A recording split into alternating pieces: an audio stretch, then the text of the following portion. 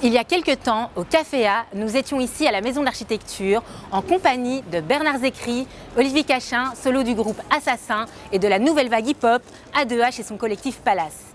D'invités surprises et d'autres surprises. Alors venez avec nous en totale immersion dans l'intelligence qui bouge du hip-hop en mode old school et underground.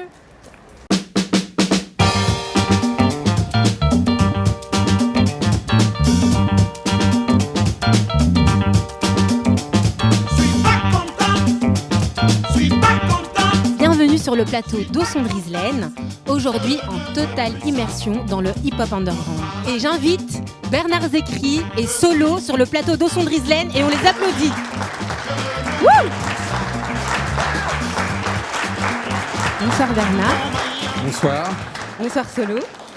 Bonsoir. Bienvenue sur le plateau. Ravi d'être là.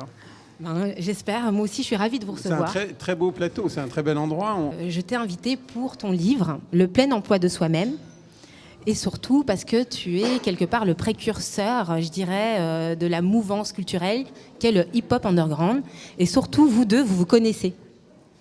C'est ça? Oui, on se connaît, oui. C'est-à-dire?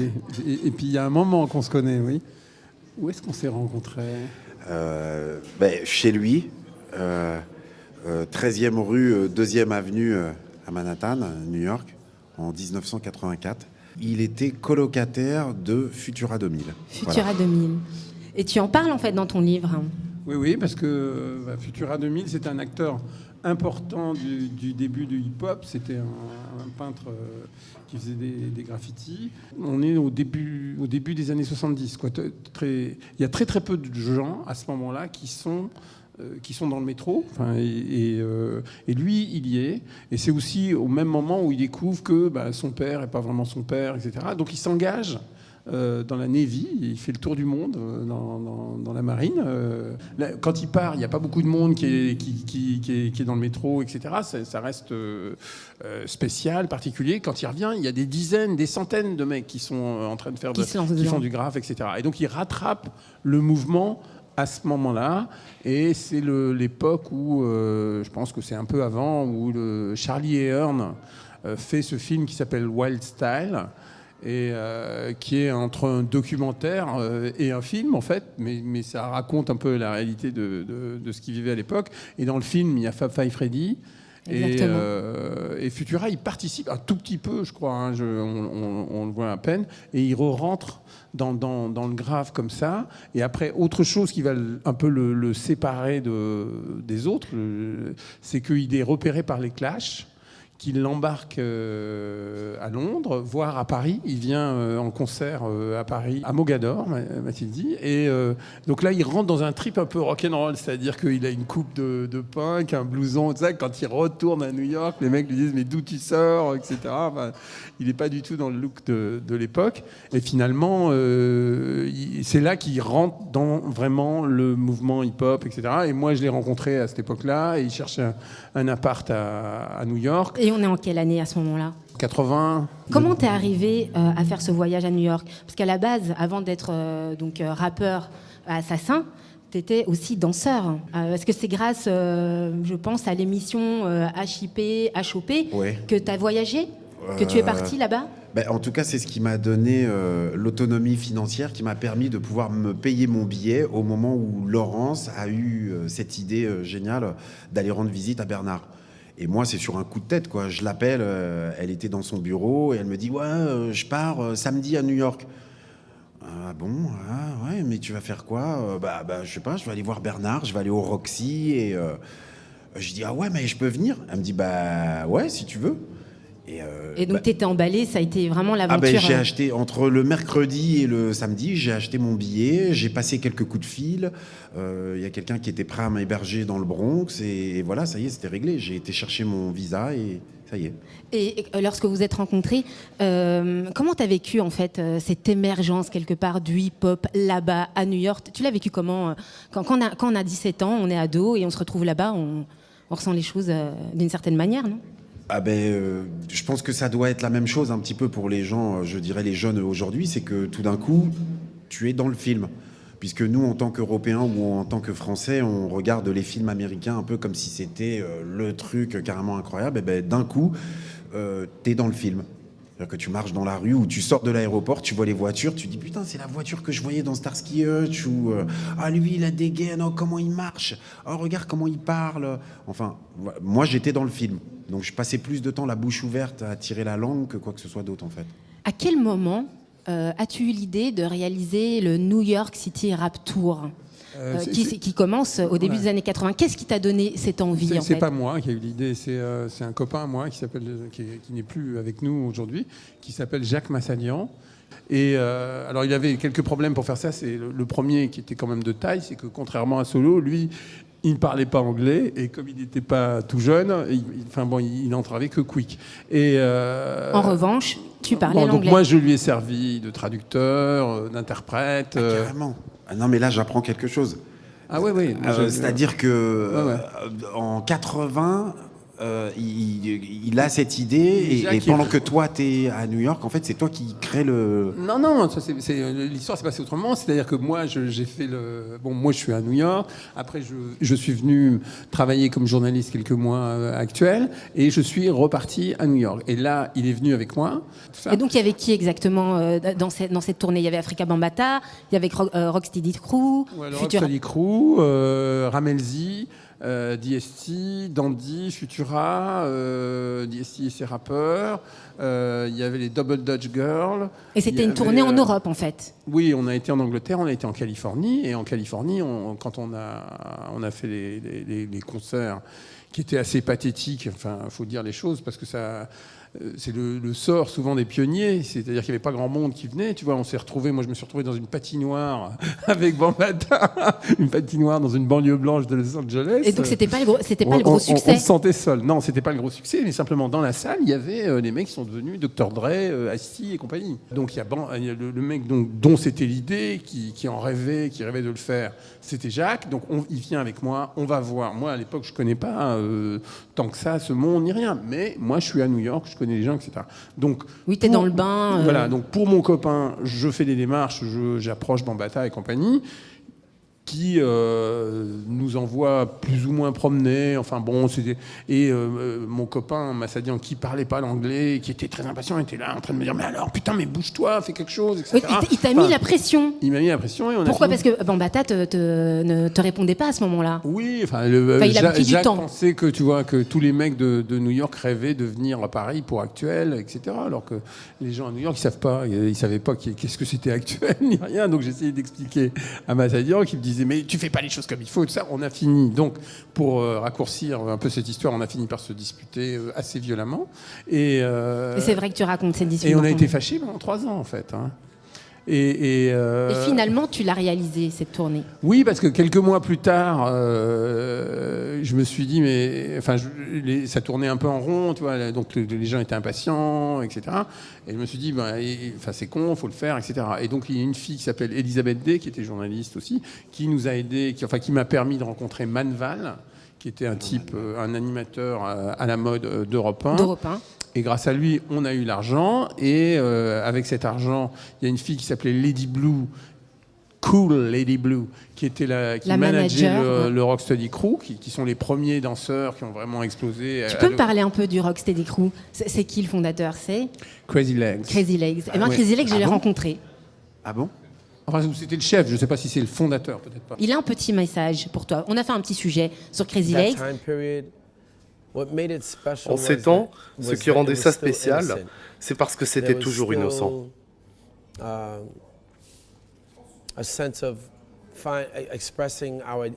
C'était une manière d'exprimer notre identité et nos individualités.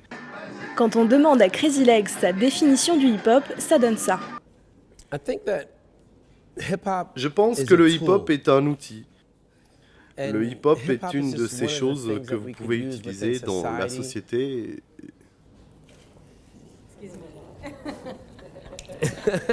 Bon, finalement, le hip-hop c'est un outil, ok, mais quoi de plus? On ne sait pas qui fait quoi, qui est le mauvais gars, qui est le bon gars.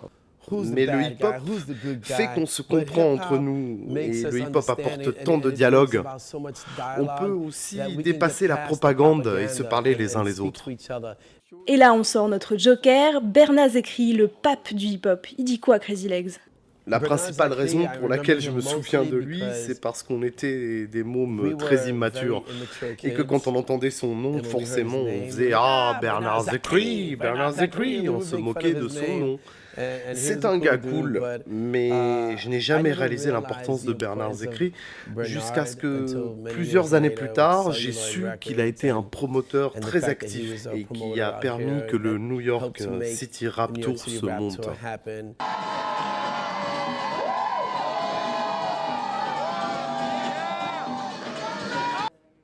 Et sinon, son message pour les prochaines générations ?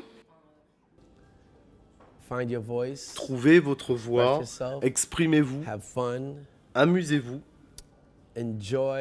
appréciez d'être différent de la génération précédente, mais surtout respectez l'essence véritable de votre danse. Il a bien vieilli, Crazy Legs. Alors, ça te fait quoi de l'entendre Moi, ça m'émeut un peu parce que d'abord, je ne l'ai pas vu depuis, je crois, plus de 20 ans. Et ça me rappelle cette époque. Enfin, c'est comme on ne va pas sombrer dans la nostalgie, mais il y a un moment de grâce absolument inouï quand le hip-hop débarque à Manhattan. Il y a un moment où c'est suspendu. Je pense que c'est le sort de tous les mouvements qui démarrent. Et à l'époque, on n'a pas du tout conscience, évidemment, qu'on serait là 30 ans plus tard à continuer d'en parler, parce qu'on n'a pas conscience que s'invente devant nous un nouveau langage, même des démarches nouvelles, des vêtements, un vocabulaire. Et il faut dire qu'ils avaient une énergie qui a tout balayé. Ils se sont fait leur place à Manhattan, dans le monde de l'art, dans le monde de la musique. Voilà. Et à l'époque, enfin à ce moment-là, il n'y a pas du tout de concours de victimisation. Au tout début, c'est pas très très politique comme mouvement, même si je pense qu'il y a une conscience. C'est juste gai et plein d'énergie. Je pense que la discussion, enfin ce qui m'intéresse dans le rap, c'est de l'appréhender comme une forme d'art et de dire est-ce que ça tient simplement comme forme artistique, comme forme d'expression. Et moi, je réponds oui, et c'est ça qui m'intéresse. D'accord. Après, dans le rap, il y a des gens que je trouve sans intérêt. J'aimerais bien entendre un peu... Et d'autres qui sont passionnants, mais... Je veux dire, le rap n'est pas intéressant parce que, oui, il s'avère que c'est la première fois en France que tout d'un coup, des tas de gens, dont moi, ont trouvé une identité et n'ont pu essayer de ressembler à Richard Anthony et Johnny Hallyday. Tant mieux, hein, je veux dire, on ne va pas pleurer pour ça. Mais après, c'est juste une forme artistique. Et ça couvre des tas d'opinions et des tas d'identités. Solo, réagis un peu là-dessus. Qu'est-ce que tu en penses ? Est-ce que toi aussi, tu perçois les choses comme ça ? Enfin, toi, tu étais plus jeune, donc pourquoi tu t'es lancé aussi dans le hip-hop ? Pourquoi tu as choisi cette voie-là ? Déjà, je voudrais revenir un petit peu sur ce que disait là Bernard. Il y a quelque chose pour moi qui est quand même assez fondamental et qui est souvent passé sous le silence. C'est que on peut parler de rap sans parler de hip-hop, et on peut parler de hip-hop aussi sans parler de rap.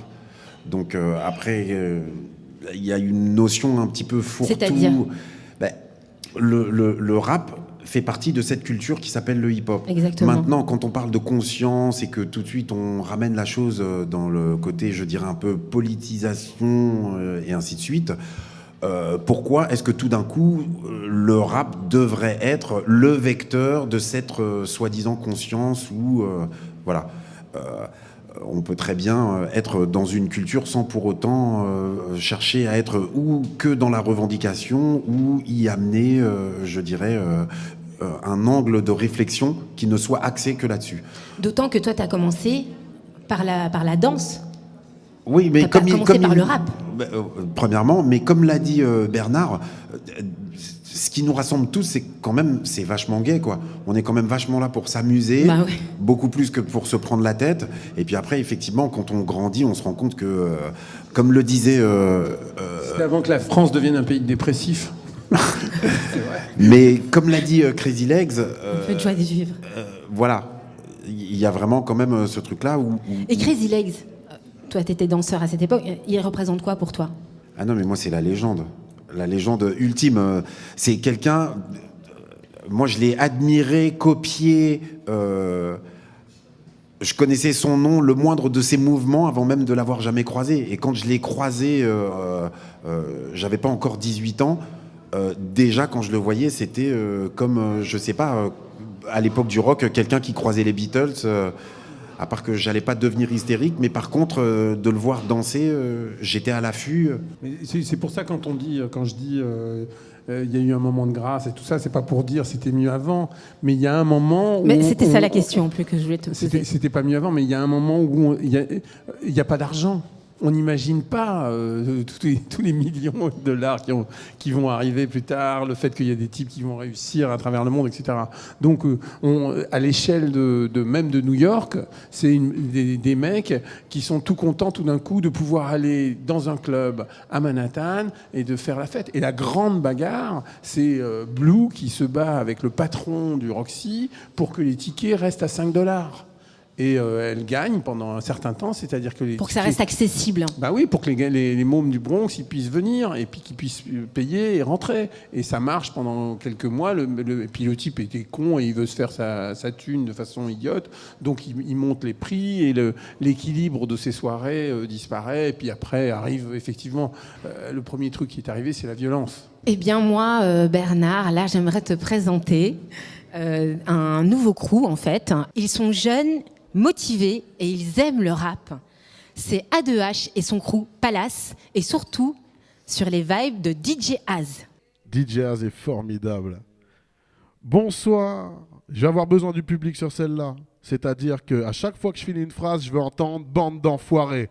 Tu sais qui me suit une. Bande d'enfoirés. Mets le son à fond dans ta caisse, crie. Bande d'enfoirés. Il faut que tu captes le truc avec ta. Bande d'enfoirés. Le crew qui baffe le plus, c'est ma. Bande d'enfoirés. On n'est qu'une bande de nazes, des gars qui parlent mal, des kamikazes, des faces qui claquent quand on est archi-flyman. Dans nos habitats, que des clics-clacs. Banlieue sud-est amicale, n'est-ce pas? Reebok, Adidas, Krat, des grasses mat, aucun Vespa. Chérie, on aime les doggies, les boules bombées. On mène la fast life, on s'en fout de tomber. Je dame le poulet grillé chez mes boucs foncés, je m'en fous de briller tout. Plombé, je suis un pilier pour ma troupe et c'est déjà fou ce qu'on fait. Appelle-moi frère ou ferme là, la Marne-Seine j'opère là. Paris City à terme je graille, tout le pays donc teste pas. Mon équipe me suit, susceptible de nuire. Un drôle de style de vie, je suis entre Biggie et Prince, oui le type fétisme. Chelou hystérique, mes boucs sont éparpillés entre places d'Itérique. Y'a des banlieusards dépités et des ministres et mimi. Des types peu friqués, je vais ce qu'il est flic en civil. Tout le monde, mais ils sont à fond dans ta caisse crie. Il faut que tu captes le truc avec ta. Le crew qui baffe le plus c'est ma. Tu sais qui me suit une. Mais ils sont à fond dans ta caisse crie. Il faut que tu captes le truc avec ta. Le crew qui baffe le plus c'est ma. Tu sais qui me suit une. Mais ils sont à fond dans ta caisse crie. Il faut que tu captes le truc avec ta. Le crew qui baffe le plus c'est ma. On est une belle bande d'enfoirés. A2H pour vous servir. Yeah.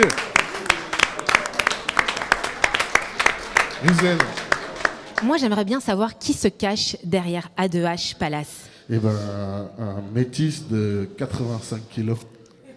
Mais surtout, vous êtes surtout un collectif. Non, en fait, le collectif, c'est Palace. A2H, c'est moi. Et DJ, c'est mon DJ qui fait partie du collectif, justement. Où là, il y a quelques membres du collectif. Tu vois, tu as Richardson qui est là, Larry, avec qui je gère l'organisation. Il y a So qui chante, il y a Ori aussi qui rappe. On est un gros collectif. Dedans, il y a des rappeurs, il y a des beatmakers, il y a des stylistes, il y en a qui font de la vidéo, de la 3D, il y a plein de monde. Nous, on était fans quand on était petits des collectifs genre Courtrage-May et tout ça. On suivait à mort le truc. Et du coup, moi, j'ai voulu monter un petit collectif du même genre, tu vois. C'était des mecs de banlieue, mais qui faisaient des trucs un peu farfelus, tu vois. Nous, on était à fond dans ce truc-là. Et en fait, voilà, c'est l'union fait la force, en fait. L'union fait la force, on a grandi quasiment tous ensemble. Et aujourd'hui, on est là, quoi. Donc voilà, l'union fait la force et surtout, tu sors un album. Ouais, je sors un album. Et c'est quoi cet album? Le 26 mai. Art de vivre. Art de vivre. C'est un album où je raconte un peu plus ma vie que sur les albums précédents. Parce que malgré qu'on soit pas bien vieux, on n'a pas commencé hier, donc on a déjà sorti pas mal de trucs. Et du coup, là, on sort un nouvel album le 26 mai, Art de vivre, où on raconte un peu notre life dedans. Et C'est produit par moi et d'autres gars du collectif. Eh bien, merci à deux. De toute manière, on va te retrouver avec DJ Az pour un dernier live. C'est toi qui clôtureras l'émission. Parfait. Et un grand merci d'être revenu au son de Rizlen. Merci à toi. J'accueille maintenant Olivier Cachin, spécialiste du rap en France, et Dina Douyeb, productrice, curatrice. Bienvenue. Bonsoir Rizlen. Bonsoir Olivier. Salut Solo. Salut Olivier. Donc, Olivier, j'ai ce plaisir de t'accueillir au plateau de son de Rizlen. J'aimerais qu'on parle d'un livre auquel tu as participé. Donc, tu as réalisé la préface, Mars, histoire et légende du hip-hop marseillais. Comment es-tu arrivé sur cette aventure ? C'est original déjà parce qu'un Parisien qui fait une préface d'un bouquin sur Marseille, c'est plutôt rigolo. En fait, pour moi, le rap marseillais, c'est un souvenir qui remonte au début de l'émission Rapline que j'ai animée pendant 3 ans et demi, au début des années 90. Et il faisait un concert à Marseille, je crois que c'était pour le 14 juillet 90. Et ce qui est très amusant, c'est que c'était à l'époque, le rap français était vraiment très embryonnaire. Hein. En gros, il y avait NTM, Assassin, Solar, qui commençait toujours Solo sur est là Paris. pour représenter Assassin. Et à l'époque, on n'imaginait pas que le rap pouvait venir d'ailleurs que de Paris, enfin de Paris ou de sa banlieue. Et là arrivent des gars avec des autoroutes sur la tête, des habits, très folkloriques, et le concept de la planète Mars, avec un délire égyptologue, des paroles très très sensées. Et moi, je me souviendrai toujours, on venait de commencer l'émission Rapline, et on avait un bureau à M6, qui à l'époque était cours Albert Ier, et je reçois un dossier de presse, avec une pauvre photocopie en couverture, avec marqué « IAM, le meilleur groupe de rap français ». Et là, t'as souri. Ah bah non, c'est pas souri, j'ai éclaté de rire, tu veux dire. Là, j'étais là, putain, les gars viennent de Marseille, le meilleur groupe de rap français. Il y avait une cassette qui était Concept, leur premier album. J'écoute et au bout de 2 morceaux, je fais ouais, c'est vrai. C'est ceux, tu veux, il y avait énormément d'énergie dans les groupes, effectivement, comme NTM et Assassin, mais eux, ils avaient un truc en avance, c'est qu'ils avaient déjà un album, ils avaient un concept, ils avaient structuré leur truc depuis Marseille, qui était une ville qui, à l'époque, n'existait pas, hein, faut quand même être honnête. C'est-à-dire que Marseille, personne, tu vois, c'était pour les Parisiens, c'était le tiers-monde, tu vois. Et en fait, donc, non. ils ont donné un nouveau souffle à leur ville, en fait. Ils ont quasiment créé le Marseille d'aujourd'hui, dans le sens où c'est vrai qu'ils ont amené une image qu'on n'imaginait pas. Parce que Marseille, il fallait remonter à Marcel Pagnol pour les précédentes images, tu vois, de la ville de Marseille. Eux, c'était tout ce délire qui était à la fois donc, sur l'Égypte, sur les noms qu'ils avaient, Imhotep, Khéops, Képhren, Akhenaton, des noms de pharaons. Et puis, effectivement, quand ils parlaient de la ville du Sud qui brûle à plus de 1000 degrés, c'était autre chose que Marcel Pagnol. C'était le Marseille moderne, le Marseille rapologique. Donc c'était assez créatif quand même pour ce groupe de jeunes. C'était très créatif et puis surtout c'était vraiment c'était un groupe qui prouvait qui en fait on l'a su par la suite qui allait développer cette espèce de tu sais dans le rock il y a déjà eu ça, il y avait les Beatles et les Rolling Stones, les gentils et les méchants, les sympas et les bad boys. Dans le rap il y a eu NTM Assassin, NTM je reviens toujours à Assassin, NTM IAM, c'est-à-dire IAM qui étaient les gentils, les intellos et NTM qui étaient censés être les bad boys et tout. Évidemment c'était plus compliqué que ça. Ils étaient censés être quoi ? Assassin, c'était la formule secrète. C'était quand même les premiers groupes qui sont arrivés. Parce que justement, quand Assassin a fait la formule secrète sur cette fameuse compilation Rap Attitude, qui est sortie en 90, le morceau était techniquement beaucoup plus au point que NTM. Pour qui je rappe, qui était leur premier titre, c'était du bricolage vite fait. C'est après que NTM a décollé. Mais Assassin, la formule secrète, c'était le premier groupe, je pense, qui vraiment regardait vraiment au niveau du son vers les États-Unis et qui avait créé quelque chose qui faisait penser à ce qu'a pu être Public Enemy, c'est-à-dire le Bomb Squad, c'est-à-dire un son qui était vraiment un empilage de samples, quelque chose qui était très new-yorkais, qui avait vraiment un son à une époque où le rap français n'avait pas encore vraiment beaucoup de son, faut bien le dire. Et moi, j'ai une question. Pourquoi tu es aussi passionné du hip-hop ? T'es tombé amoureux ? Écoute, moi c'est simple. Je viens de lui poser, je lui ai posé la même question juste avant. Moi aussi, connexion. Après toutes ces années, je suis intrigué. Je me suis demandé en fait, est-ce que c'était quelque chose de culturel, sociologique ou tout ce qu'on voudrait, ou est-ce que c'est sociologique, c'est un gros mot. Hein, ou est-ce que c'est une passion, quoi ? Je garde un souvenir très précis du premier disque de rap qui m'a vraiment vrillé le cerveau, c'est The Message de Grandmaster Flash. Parce que je n'avais jamais entendu avant des artistes qui racontaient quelque chose de façon aussi claire, précise. C'était vraiment une époque où il n'y avait pas de clip systématiquement fait pour le rap. C'était vraiment une musique qui était toute neuve. Et cette façon qu'il avait d'écrire un film avec ces mots, c'était Melly Mel et Duke Booty qui étaient les deux rappeurs principaux. Et vraiment, quand j'ai acheté ce maxi, parce que moi, contrairement à des gens comme Solo qui ont vraiment vécu le rap de façon charnelle, qui ont été aux États-Unis très tôt, hein, il le racontait tout à l'heure, il a été dans les années 80. Moi, j'y suis pas allé avant la fin des années 80.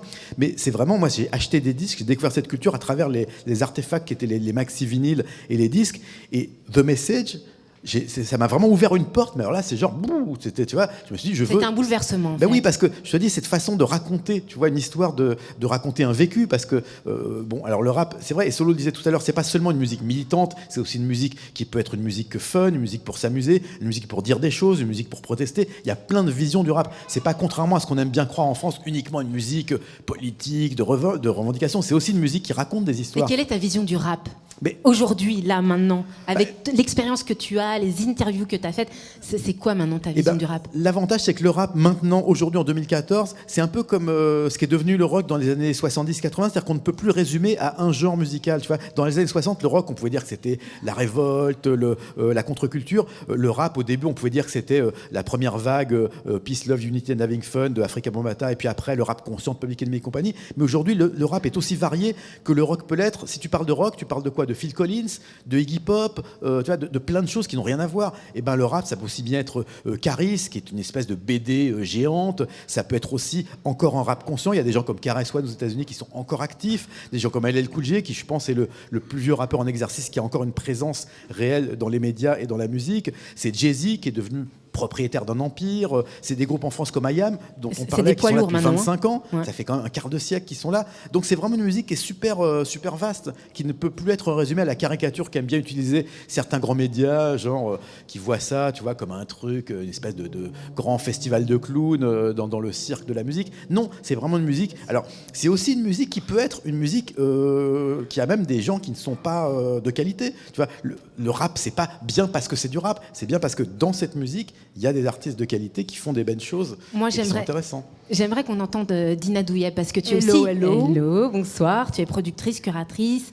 Alors, en ce qui concerne le rap, puisqu'on parle des années 80, c'est vrai que 80, ça a été le début en France, en 88-89, avec l'arrivée de nouveaux groupes qui arrivaient de New York, comme Big Daddy Kane, le concert de Bobino, où il y a eu justement les Ladies Night en première partie. Et ces danseuses des Ladies Night, tout de suite, m'ont interpellée. Parce que j'ai vu quelque chose de nouveau, j'ai senti une énergie extraordinaire, une fraîcheur, la manière dont elles s'exprimaient avec leur corps, le langage qui était nouveau, comme expliquait tout à l'heure Olivier, bien sûr. Donc c'était féminin, ce moment-là. Très aussi. Féminin, à l'époque. Parce qu'on a cette image vraiment masculine du hip-hop. Mais... Alors, il y avait Queen Latifah, comme je t'expliquais, à toi en particulier, puisque quand on était au CIR, il y avait un magazine qui s'appelait Yaourt, qui faisait de la com sur justement toute cette culture. Est arrivé Queen Latifah avec son nouvel album, son premier album, le fameux Elle de Queen, le premier qu'elle a fait en featuring avec De La Soul. Ouais. Voilà, c'était l'album le plus afro-centriste, afro-soul, je dirais, hip-hop de l'époque. Elle arrivait avec quelque chose de très féminin. Donc les Ladies Night étaient programmées au premier concert du New Morning qui était organisé par Zarmati et Frutos à l'époque. Donc moi j'avais organisé la première partie, il y avait Salia, Destinée et les Ladies Night. Et c'est vrai que c'était en 90, c'était une histoire de dingue parce que tout ce mouvement, on avait rempli la salle mais à une vitesse incroyable, rien qu'en bouche à oreille, il n'y avait pas Internet à l'époque. Donc c'était un street communication à fond, quoi. Et t'avais écho de ce mouvement-là, Solo, à cette époque-là ? Est-ce que ça te parle, ce que Dina nous confie ? Non, mais c'est pas ça me parle. Je suis au centre du truc. Ça n'a pas besoin de me parler. Voilà. Que les noms dont on est en train de... Enfin, on va dire, pour moi, c'est un peu mes enfants. Elle est en train de parler de mes enfants, là. C'est-à-dire ? C'est-à-dire que moi, je suis la première génération quand même des gens qui se sont intéressés à tout ce qui était hip-hop et ainsi de suite. Première génération de b-boy. Là, c'est la deuxième génération. C'est ceux qui sont arrivés tout de suite après, tout de suite derrière. Les Ladies Night. Il y avait un autre groupe de filles qui s'appelait les Mice aussi. Sportif, voilà. Qui était vraiment, je dirais, le cercle de nos amis intimes, puisque c'était quand même les sœurs Traoré, Moraya Walker, enfin un autre groupe de filles. Et c'est comme ça que vraiment tout ça se développait. Mais quand j'entends parler du côté féminin ou fille, oui. Il y a toujours eu ce côté-là. Madame à côté parlait de Queen Latifah. Mais tout de suite après la première génération qui était Melle Mel et ainsi de suite, il y a eu des filles. Donc là, j'aimerais vous présenter Raphaël, qui va réaliser une chronique sur la danse hip-hop. Enfin, sur certaines danses hip-hop. Raphaël. Salut Rislaine. C'est à toi. C'est à moi. Bonsoir. Ce soir, bonsoir. On va checker son beauty. On boot son shaky, non, on shake son booty. Mais surtout, Avec on clash qui? avec Licia la diva. La sulfureuse Licia la diva. Qu'elle est belle. On clash Miley Cyrus à base de bounce et de twerk. DJ Az.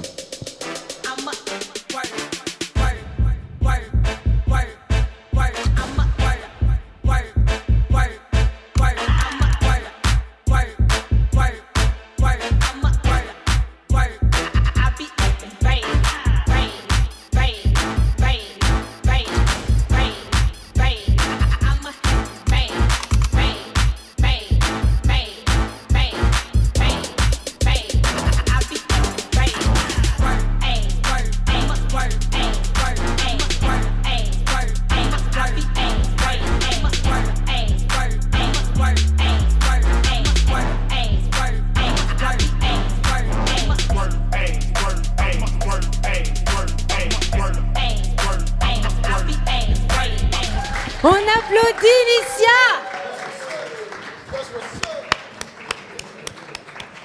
Alors Raphaël, là ce que Licia vient de faire, en quoi est-ce hip-hop? C'est hip-hop. S'il te plaît. Parce que ça vient, le twerk, donc, dont on vient d'avoir une démonstration, ça vient des clubs de striptease américains, Oui. où des danseuses, souvent africaines-américaines, dansent le twerk. Donc c'est devenu non seulement une esthétique à part entière, mais c'est aussi un vecteur du hip-hop commercial, voire même de la pop music. On se souviendra notamment du Pour It Up de Rihanna qui est sorti il y a 2 mois, où elle performe à la fois la cliente et la danseuse. Mais en quoi c'est underground en fait? Alors, c'est Parce que tu m'as dit underground. oui, ça c'est vraiment la danse underground du moment.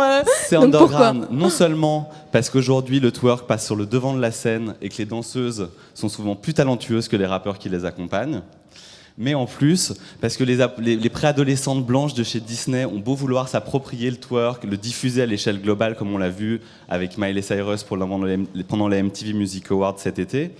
En fait, on parle surtout de culture noire avec le twerk, de travail du sexe, de sexualité, de tabou, underground realness. Eh bien, là vraiment, je pense que tu m'as convaincue. J'espère que tu les as convaincus aussi. Mais j'ai une petite question. C'est pas un peu misogyne?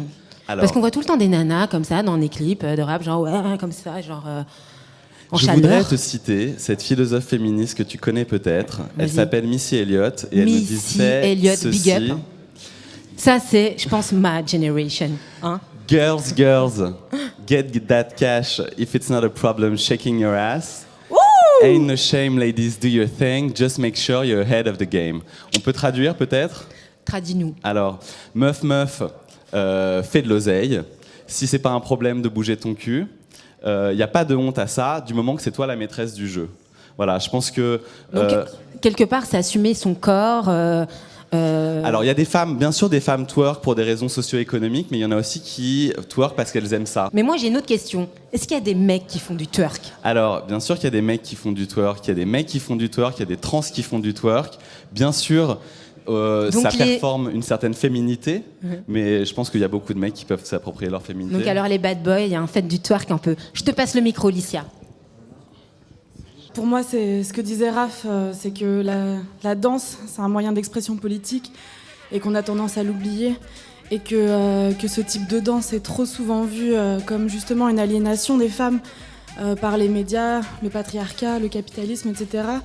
Et que en fait, ça ne l'est pas toujours. Parce que quand on choisit de le faire, c'est pour réinvestir nos corps. Et que réinvestir nos corps dans le monde d'aujourd'hui, c'est quelque chose de fondamental. Et qu'en plus, c'est une danse pour les gros culs. Et que ça fait du bien. Parce qu'il n'y en a pas beaucoup. C'est une danse où plus ton cul il est gros et plus t'as la classe. Du coup, allez-y les meufs. Allez-y. Les meufs et les autres. Il s'agit d'un discours sur les corps, d'un discours sur la révolution des corps. Et moi, je peux faire du twerk ou il est pas assez gros, mon cul? Il est parfait, ton cul, Rislaine. Bon, allez, je vais m'installer. Alors, les amis, vous en avez pensé quoi? Bah moi, en fait, c'est marrant parce que tu sais, quand je la regardais danser, ça me rappelait les clips de Two Life Crew de Miami Bass que je passais déjà en 90, notamment Common Babe, qui était un clip où il y avait des danseuses fort bien pourvues qui, déjà, avant le twerk, pratiquaient ce genre de danse qui plaisent beaucoup aux garçons. Hein. C'est étonnant, hein, je sais pas pourquoi. Ça t'a plu? Je sais pas pourquoi. Bah, j'ai eu du mal à la regarder dans les yeux, mais oui, c'est sympa, ouais. Mais comme dirait Solo, c'est des trucs, c'est bien à regarder derrière son ordinateur aussi.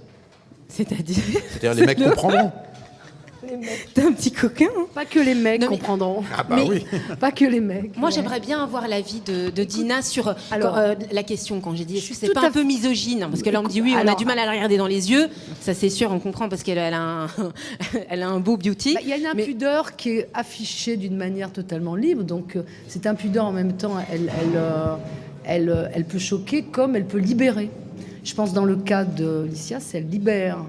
On sent qu'elle se libère, qu'elle est libérée.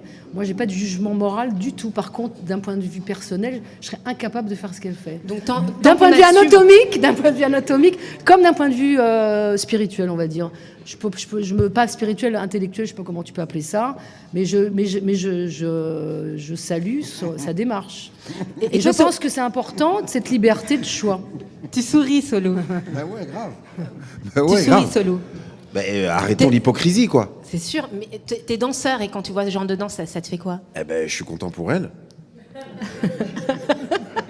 Et puis surtout, si je peux en profiter, que je suis là, bon ben, vas-y, fais-toi plaisir, quoi.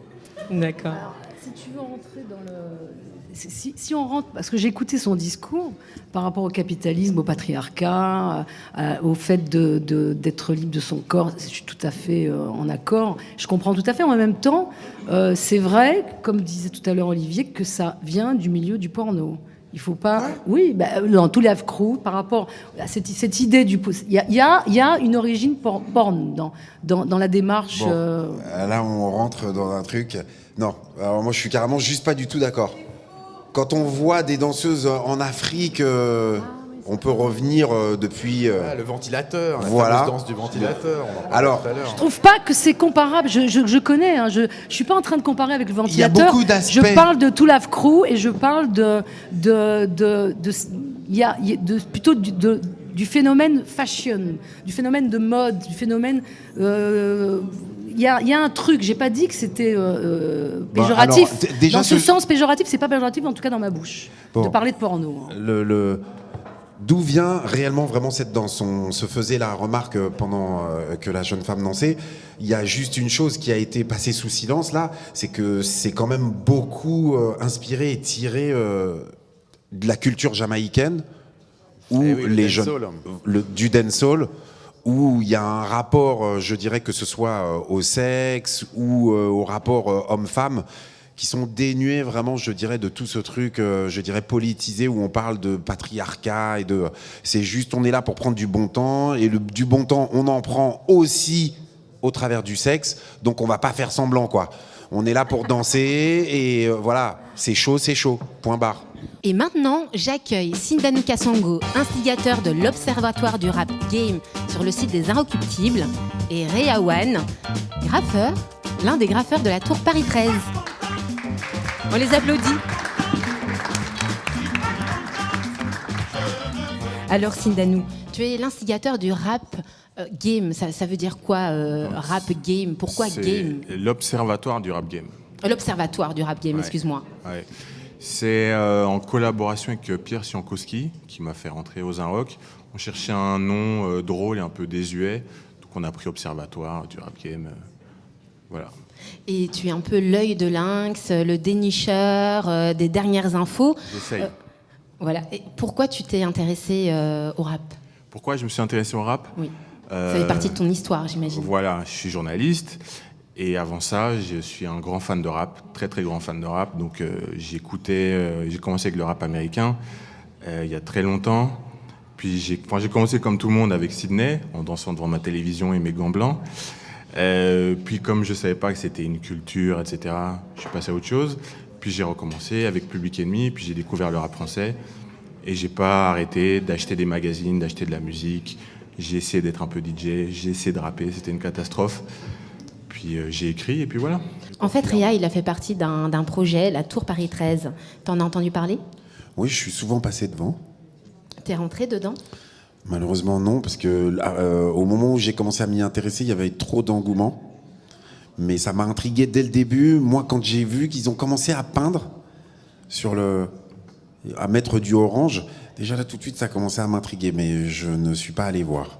Est-ce que tu peux nous resituer un peu ce projet-là, ce projet culturel très intéressant? Tout à fait. La Tour Paris 13, c'était un projet qui a regroupé une centaine d'artistes, donc un peu du monde entier, et surtout qui développe un maximum de techniques différentes. Donc on a retrouvé du graffiti, du collage, de tout, clairement de tout, des structures. Il y avait pas mal de choses à voir, pas mal de techniques différentes. Et surtout des artistes du monde entier qui développaient... Donc tu as fait des très belles rencontres? Ouais, carrément.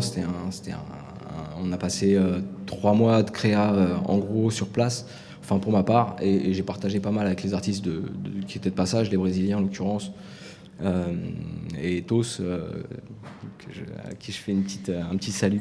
Et voilà, et pas mal de gars de partout. C'était un truc assez... Il y avait beaucoup de monde qui passait, donc tu rencontres énormément de gens. T'as baigné aussi dans cette culture, en fait, dans cette mouvance du hip-hop. Ouais. T'es un passionné aussi. Ouais, j'écoute... moi, quand je peins, j'écoute beaucoup de sons. Hein, je me gave au son français, donc j'écoute beaucoup de rap français. Un petit peu 2A2H depuis que je les ai croisés. J'ai tendu l'oreille. Donc voilà, j'écoute de tout et souvent ça m'inspire. Hein. Moi, le breakbeat hip-hop, il me fait kiffer. Les scratchs, pareil, ça me fait kiffer. Donc j'écoute tout le temps du son quand je peins. On ramène l'enceinte, on ramène au moins le Walkman et on fait claquer les watts, quoi. Et pourquoi tu as choisi le graphe? Qu'est-ce qui t'a animé en fait dans cette discipline? Je n'ai pas particulièrement choisi. Un peu comme tout, je pense. J'ai tâtonné, j'ai touché un peu à tout. C'était de la génération, donc... j'ai voulu rapper, c'était pas possible. J'ai essayé de scratcher, j'ai fait n'importe quoi. C'était inaudible, donc voilà. Et je dessinais un petit peu, je gratouillais. J'ai toujours kiffé les graffeurs du quartier, des mecs qui passaient du côté de chez moi dans le 91. Et qui t'a inspiré? Est-ce qu'il y a des grandes personnalités dans le graphe qui t'ont inspiré? Ah ouais, il y en a un qui m'a sévèrement inspiré, c'est Cho, d'P19. Aujourd'hui, il n'exerce plus beaucoup. On voit 2-3 peintures de temps en temps. Il exerce dans autre chose. Mais voilà, c'est ce mec-là qui m'a fait rêver. Moi, quand j'étais petit, je passais devant ses peintures et il me faisait halluciner. C'était des wild style poussés pour l'époque.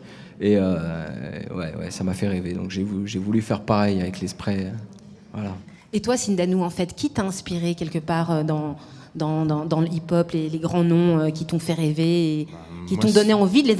T'as sûrement eu des grands noms que t'as eu envie d'interviewer. Est-ce que t'as pu aussi les interviewer, ces personnalités? Oui, j'ai eu la chance de faire une interview de Jay-Z plusieurs fois.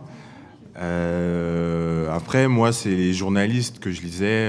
En France, il y avait Cher, il y avait Jean-Pierre Sec, il y avait Cachin, bien sûr. Et t'essayes d'apporter quoi, en fait, dans cette chronique que tu as sur les Inrocks, l'observatoire du rap game? J'essaie déjà de couvrir tout le panel du rap, donc du rap français, du rap américain. J'essaie de mettre parfois un peu les Anglais parce qu'ils ont aussi quelque chose d'original.